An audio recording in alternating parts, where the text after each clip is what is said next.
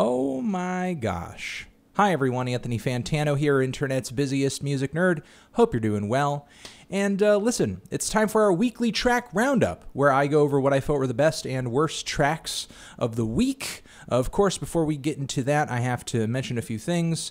Bada bam, SeatGeek is sponsoring this video, of course, and SeatGeek is an app that aggregates tickets to live events all over the web to make ticket buying simple and easy. They put a 1 to 100 score on each ticket you could purchase to let you know if it's a good or a bad deal, green being good, red being bad. Their in-app view allows you to see what the view is like from the seat you're purchasing your ticket for, and enter code DROP once you've downloaded the app and you're purchasing a ticket to get $20 off of your first order.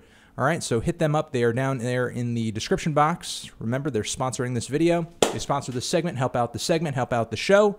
And if you want to do that, you can hit up our Amazon Associates link, of course, which is down there in the description. It just takes you to the Amazon homepage. If you live in the US, once you've clicked on it, anything you buy on Amazon, we get kickback from it. Use it to buy some stuff you were going to buy anyway.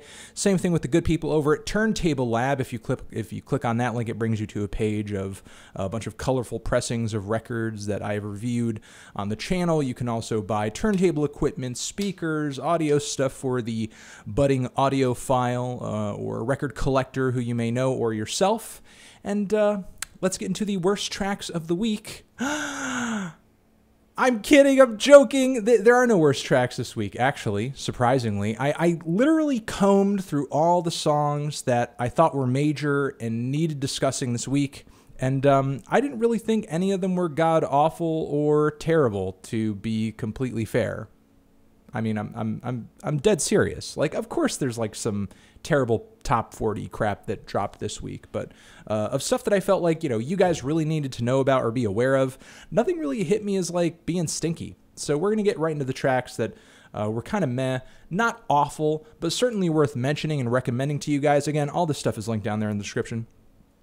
First off, let's kick it with the new Enter Shikari track. Believe it or not, and while I've never been a fan of this band before, this track is pretty great. It's called Live Outside, and, not the usual loud, gimmicky, silly, and annoying sound Shikari usually comes through with on a track. This was way smoother, more danceable, almost futuristic, and certainly the music video kind of plays that angle too. In a way, the band kind of reminded me of Everything on this thing, and come to think of it, maybe they were kind of influenced by them on this track. It's totally within the realm of possibility. Sort of funky, polyrhythmic, futuristic, oddly sung, like sort of on the cutting edge pop music that's super catchy and, has some deep sort of somewhat philosophical ponderance in the lyrics. And again, that sort of seems to be the case with this track. Yeah, just now in my head, the everything connection is sort of becoming apparent, and it wouldn't be surprising to me if they ended up sort of inspiring this cut. Next, got to give a shout out to this new Doom or Sean Price track. Adult Swim is coming out with a series of Doom or MF Doom tracks over the course of the next few weeks until it sort of completes this like weird Doom notebook / B-sides project.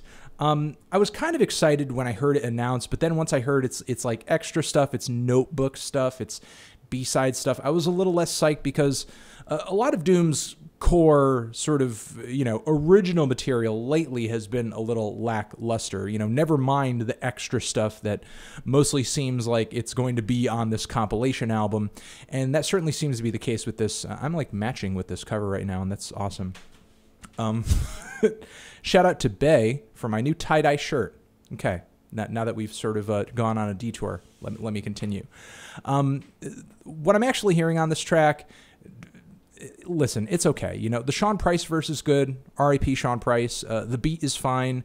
Doom's performance on the back end of the song is pretty decent too. It's just not like, illuminating or like an aha moment that I used to have when I listened to his older stuff. Again, it sounds like what it is. It sounds like extra stuff. It sounds like B-side stuff. However, as a Doom fan, of course I want to hear it. Of course I'm morbidly curious. Of course, I enjoy it. But like, if I'm going to come on here and recommend it to you, I'm not going to tell you it's the greatest thing you've ever heard. I'm not going to tell you it's some of his best material because it just simply is not. You know, it's just all right. It's just extra stuff. But, you know, for the Doom fans, and I'm sure there are a lot of them out there, hit at that link below and you can sort of follow along with every new track in this sort of upcoming sort of slowly released compilation. Moving on from there, want to give a shout out to this new EP from Aesop Rock and Homeboy Sandman with this amazing cover over here, sort of, you know, a bit of a play on Simon and Garfunkel. Triple Fat Lice, this is another installment in their kind of Lice EP collaborative series thing. And I don't know, they really complement each other. Like, I'm happy to see these two continuing to work together. You know, I feel like Sandman's laid back sort of style and Aesop Rock's typically wordy and very intense sort of delivery, you know, fit pretty well together. There's a nice sort of dynamic there between both of them. The production is very good, and the link down below in the description box is to the entire EP. So, you know, once you click on that, you can hear the whole thing. Moving on from there, new national track, which is titled Carin at the Liquor Store. I'm actually kind of positive toward this latest crop of national tracks. Like, of course, they are slightly underwhelming, like I typically am when I go into a national song, but I feel like the lead vocals are more tangible than they've been in a long time on a national album. The balladry is pretty nice. The backing instrumentation, rather than kind of being vague and washy, is I guess very vivid and very lush, though it may be very slow and maybe very patient. There is something very beautiful about it. I'm sort of anticipating that maybe this new album, once all these tracks come together, will really hit me. And I don't know, I'm just kind of sitting here crossing my fingers hoping that that's the case. That, you know, these songs, while they have been decent to good, maybe with more listens, they'll grow on me more, because they all sound like slow burners. You know, they're slow burners as hell. So, I don't know, I'm just kind of hoping for that. Liam Gallagher, for what it's worth, new track, new song, ballad from Liam. It's okay. You know, the melody coming out of the vocals on this one is pretty decent. The tone of the lyrics is very confessional and personal. I think more personal than he's been in a long time. However, I find the instrumental just, you know, to be a little bit bland here. It's kind of your run-of-the-mill Britpop sort of affair. But, you know, certainly hardcore Liam and Oasis fans will probably enjoy the vulnerable state that he's in on this song. It's certainly not an angle that we see him at least not lately anyway.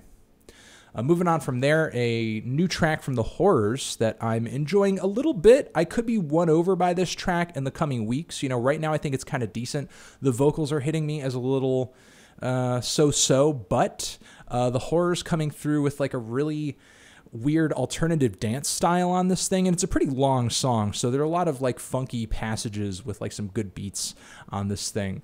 The track that I'm pointing out here is Something to Remember Me By.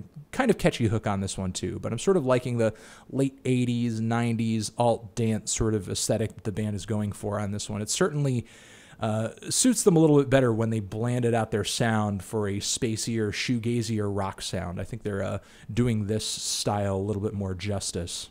And I kind of match with this cover too. Moving on from there, ASAP Ferg with Migos, Nasty Who Dat. You know, I would say banger alert, if not for the fact that some of the auto-tuned singing vocals on this thing are slightly annoying. Migos on the track are decent.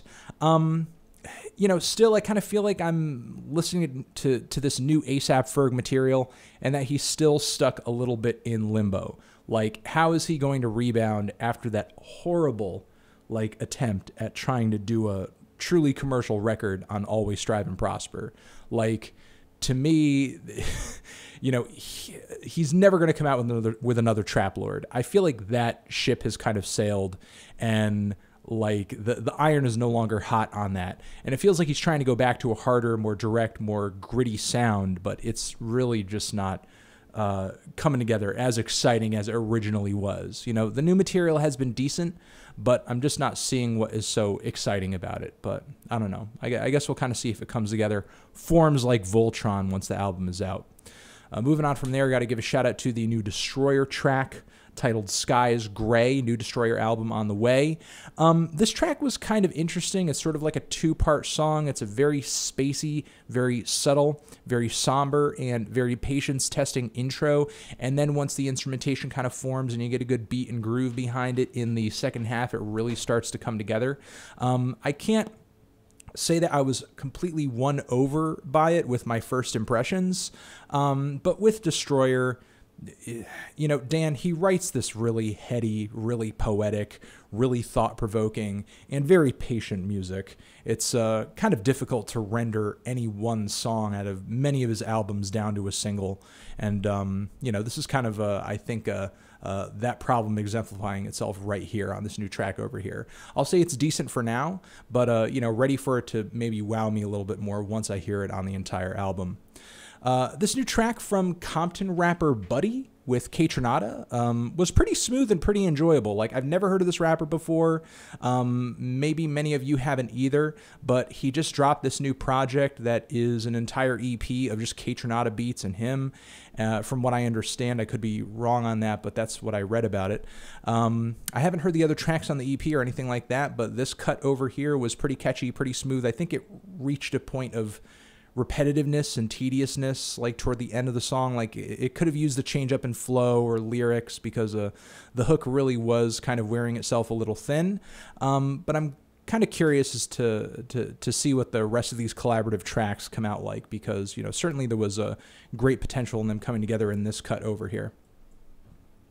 And want to give a shout out to the new Alice Glass song, which I need to remind myself is titled Without Love.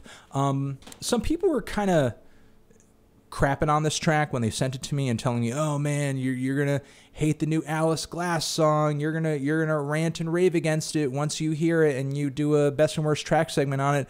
But honestly, like, I feel like Alice's return over here to putting out music came closer to the original appeal of Crystal Castle's music than Ethan did when he started putting out music post Alice Glass with Crystal Castles. Like, I feel like this is more on the mark. Sure, you know, it's a little modernized with the trap beat in the background and everything, and Alice's vocals aren't quite as obscured as they used to be when she was singing with Crystal Castles, but I feel like that smooth, digital, spacey, glossy and beautiful kind of tone and aesthetic that made Crystal Castles so great to begin with, it's here in full force. You know, obviously some changes and some alterations have been made given that it's a solo project, but again, I feel like Alice has really kind of checked a lot of the boxes. Is it one of the best songs I've heard this year? No, but I'm actually going into this new forthcoming Alice Glass project with more hope than I certainly was the forthcoming Crystal Castles album when I originally heard those new singles a while back. So yeah, I mean, I'm relatively positive on this track. Not one of my favorites of the week, but certainly not as terrible as some people sort of built this song up to be, in my opinion. Best tracks this week. I know that was a lot of songs in the mess section, but I really didn't think any of them were all that bad, honestly. Oh, and one song that for some reason did not make it into the list over here that I want to give a shout out to. I want to give a shout out to the new Tori Amos song, Up the Creek. The production might be a little busier and maybe more electronic than I would have liked out of a new Tori Amos song, but it's actually not a bad track. Some of the piano playing is amazing, of course. You know, that's just Tori's main acts. That's where she excels. And the songwriting's pretty good, too. You know, I don't really have too much more to say about it outside of that. Oh, there it is in the best section. It somehow made it over here. I think that was a little bit of a typo. I apologize. But honestly, I mean, it is a good-ass track. You know, don't miss it. It's a pretty good song. All right, moving on from there, I want to give a shout out to the band Street Sects, who have a new EP on the way via the Flenser Records. For those of you who enjoyed the noisy, industrial, intense, and very abrasive sound of the band's last album, and Position, which was one of my favorite records of the year, that is not the case on this new cut over here, but it is still very good.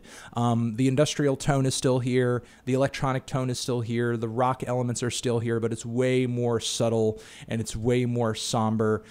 Think like some very early Nine Inch Nails or some early Ministry, but given that it is Street Sects, it's very experimental. It's very odd. You know, Nine Inch Nails is not the most odd and experimental industrial group out there, obviously, but I just kind of use it as a comparison for an obvious point of reference that a lot of you will be familiar with. You know, go into this expecting something a little bit more, I don't know, in despair, I guess, and slow burning.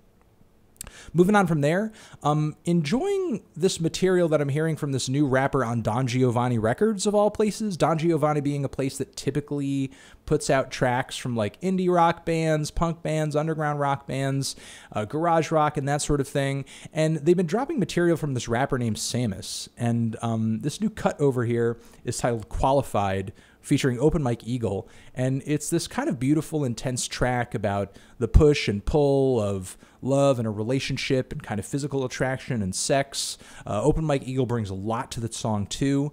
She's a very passionate rapper with a good flow, a lot of conviction to her delivery and her voice and her vocals. And I don't know, I'm just looking forward to hearing that kind of play out on more songs over here. I'm just really intrigued and really impressed by what little material I'm hearing so far, and very happy to see Don Giovanni sort of branching out and trying different things, really kind of reaching outside of their typical genre variety and experimenting a little bit.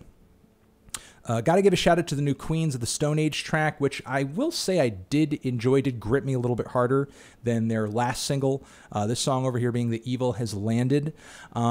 This track has some pretty good riffs on it, pretty good grooves, longer song too, about 6 minutes, so it does have some interesting and very cool winding passages and surprises toward the end of the track, and some vocal harmonies all over this thing that kind of strike me as being like a little bit, I don't know, psych rock or psych pop inspired, like I'm hearing something out of the 60s, but it kind of has a, you know, hard-hitting gruffness and groove to it, like, you know, the open road rock of Steppenwolf or something like that. But of course, you know, with Queens of the Stone Age's usual moodiness and darkness that they bring to a track, there's kind of a mix of a lot of different sounds and influences on this cut. And liking the songwriting, liking that it's just a little bit more hard-hitting than the last cut too. And, you know, hopefully I can get more of a sense with what exactly the direction this album is going in is with another single, you know, because at this point, while I have liked the 2 tracks thus far, I'm just really not sure what to expect from this new album, you know, honestly, truly. But you know, it'll be exciting to sort of see how it all comes together on this new album. And of course, I forgot to talk about this track last week because I'm a dum-dum. Want to give a shout out to the new Primus song, The 7 or the Desaturating 7, which is a really odd track for Primus. Not only does it feel like they're kind of going back to their Frizzle Fry roots a little bit, like the recording is very sort of toned down, not super heavy, not super overpowering, but they've kind of gone back into that kind of quirky sort of groove sort of thing. It's not overly gimmicky or off the wall or tongue-in-cheek or silly, and the lyrics obviously are sort of talking about, at least from what it seems like to me, I don't know, almost like an oligarchy or an aristocracy of some sort, of like really greedy people who are controlling the world or controlling everything, you know, just kind of feed their power, feed their ego, that sort of thing. It's a really dark song, and I'm sort of intrigued by the way that the verse kind of shifts into the chorus. It's almost like the verse has a really sort of consistent marching groove to it, which is something that Primus is not new to, you know, something they've experimented with before. And then once like the chorus kind of pops in, they sort of hit into this 7/4 time signature, and it's like the chorus is like less hard hitting than the verse. So rather than kind of like hitting you with a large and in charge hook, it's like it kind of just turns into this like with a really cool bass line, and I don't know, it's just like a really interesting progression. It's cool to hear Primus experimenting again in such a way where they're not trying to take it overboard with the zaniness, and instead they're just kind of hitting you with really interesting musical ideas, I guess is where I'm coming from on this cut. Liking this track quite a bit, and it's got me intrigued for where the band is going next, as opposed to, you know, some of their more recent material. Loving the new Primitive Man song, My Will. Forthcoming album on the way, link down below. And God, does this thing sound heavy and hellish and hard and ugly? I mean, I've known these guys were a good doom band before, and I've caught them live once. But I feel like the sound they bring on this record goes a little bit beyond that. This isn't just typically, this isn't just your typical slow, doomy, heavy, you know, primal metal track. You know, there are elements of death metal coming out of the vocals, the chord progression, and God, is the mix on this thing loud and abrasive and heavy. I mean, it borders on noise, you know, sort of like that band Indian that sort of, you know, did a bit of a doomy, sludgy thing before they broke up, I believe. Or was it, I'm trying to remember if it was Indian or that other band, or, you know, I know they collaborated. I could be totally wrong on that. Excuse me. I'm totally fucking up and messing up here. You know, it reminds me of Indian a little bit in its heaviness and simultaneous noisiness, but it seems like Primitive Man is just layering on those extra, like extra little sort of sections of guitar noise and distortion just to make it so much thicker, bassier, heavier. It's really intense and it's really crushing, and I kind of love the sensation that I'm getting out of the sound of it. Got to give a shout out to the new Iglooghost track. Excuse me. Bug Thief. Of course, Iglooghost new album on the way. This is one of the artists out there right now who I've been dying to hear a full-length album from ever since I heard this guy's EP not too long ago on Brainfeeder Records, which I reviewed a little while ago. Look it up in the video catalog if you can, because it's a really good EP, and I'm happy with the review too. But of course, like, I don't know. I kind of feel like I'm almost watching an episode of Adventure Time when I watch, or when I listen to Iglooghost music. I feel like I'm transported rather, or teleported to this other colorful world of like insanity. You know, it's so sugary and it's so sweet and it's so inventive. And I never want to leave. And it's so welcoming and it's so dizzying and detailed and amazing. And it also just kind of, it feels familiar, and yet it feels like I'm in a place I've never been before. It's kind of crazy, the sensation that I get out of this guy's music. He's such a creative producer, and I just cannot emphasize that enough. Moving on from there, Higher Brothers with this new track over here, which I'm going to probably butcher the pronunciation of. Wudidong.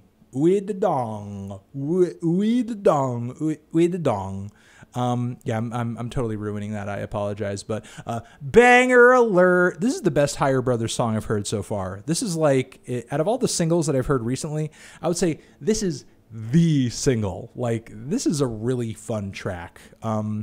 Obviously, some trap rap shit from the Far East essentially going on here. Just very catchy chorus.